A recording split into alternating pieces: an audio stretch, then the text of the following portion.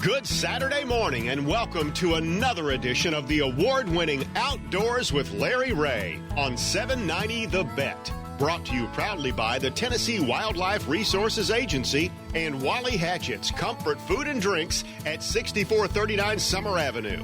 Now here's your host, Larry Ray.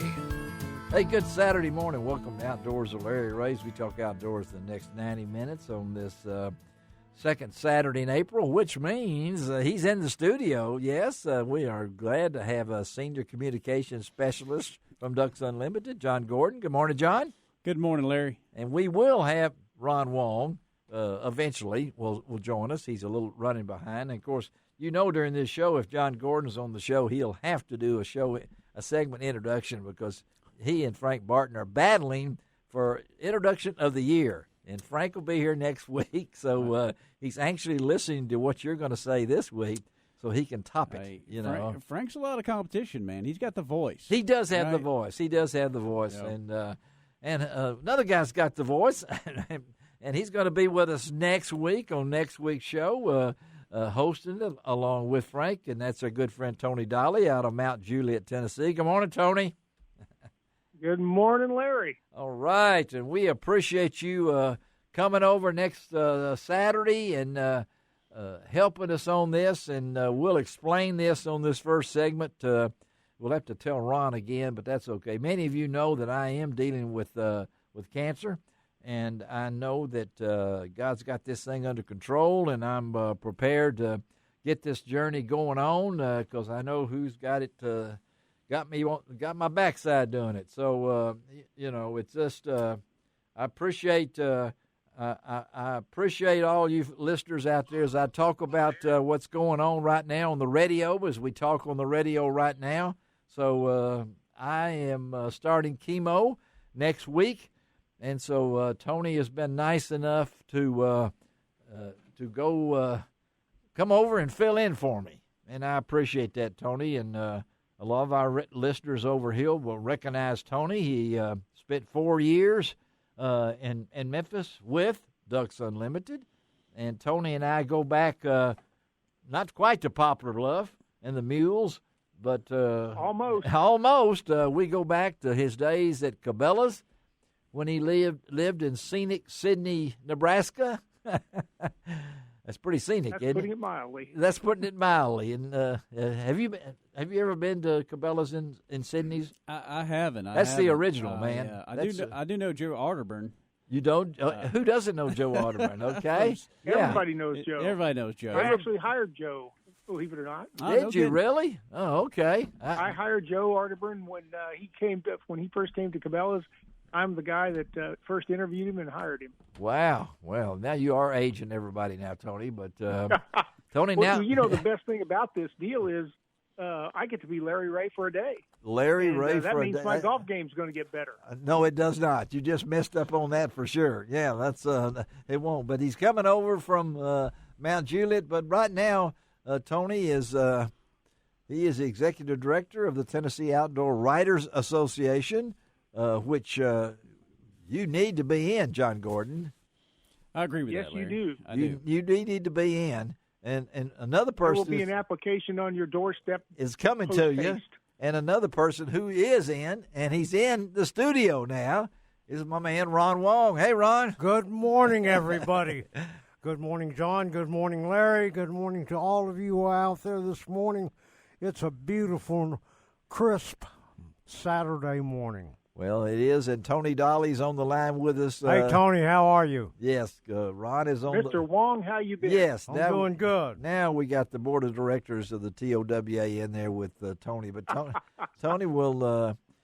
He is carrying on that tradition that Tom Rollins started, and then Max Moss came in, and now Tony has stepped into the chair of the Tennessee Outdoor Writers Association, which is one of the nation's oldest such organizations that it is. And so I appreciate you, Tony, coming over next week.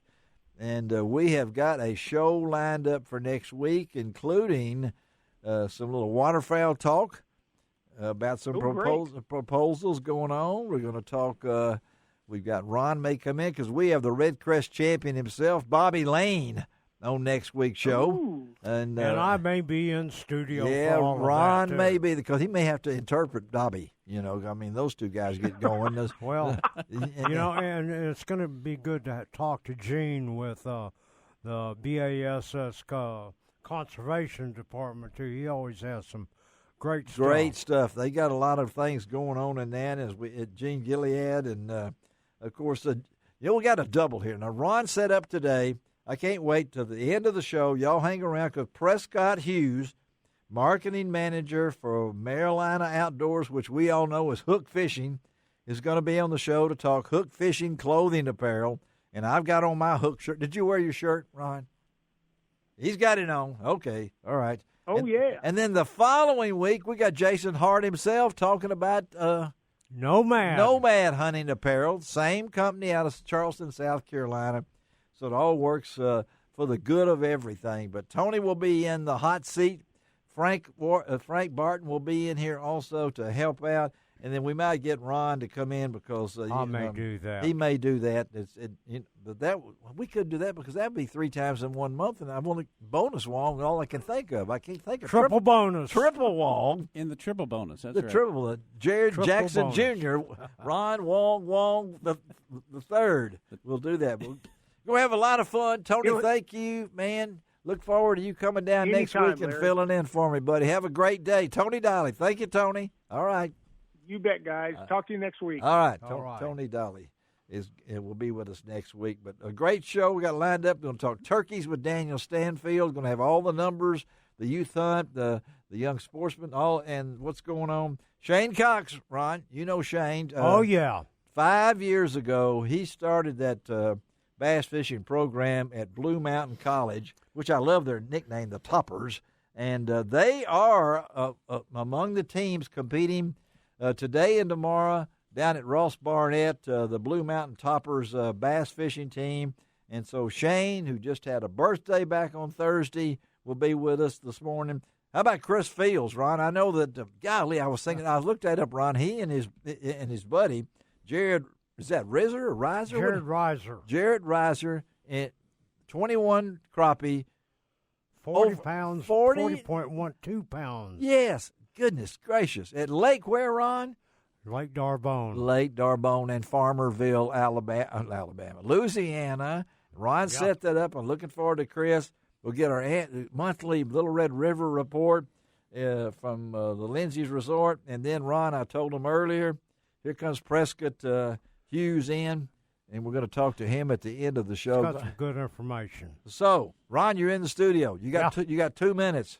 What's going on? What's going on fishing wise? Well, then we'll ask John Gordon about his turkey he missed. No, go ahead. No. I did not miss him, Larry. No, he did not miss him. No, we've had some rain here. Oh, really? All of the I-55 reservoirs are up, are starting to rise, going to summer pool. Yes. Water surface temperatures in most of our area, lakes and rivers, is about the high 50s, low 60s.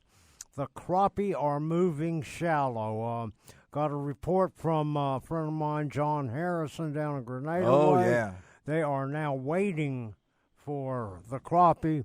They're about 18 inches deep. Woo. And you can go along anywhere using a bright-colored there you go. jig of some kind. Okay. Black and orange is a good color. Yes. Black and chartreuse is a good color. I like chartreuse. And they are really biting well. And also, you may want to carry some minnows while you're waiting.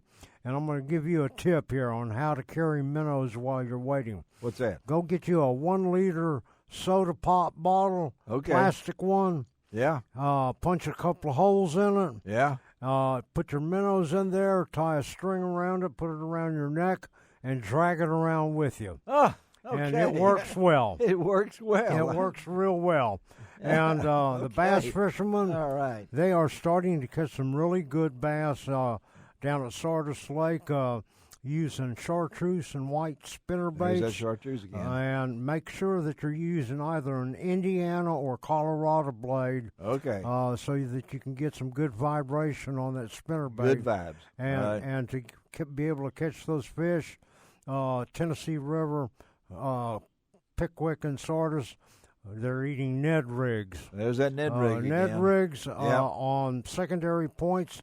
All right. 3 to 5, up to 8 feet deep. Okay. They're starting to move in on the flats where a red-eye shad in a shad color will work real well for you.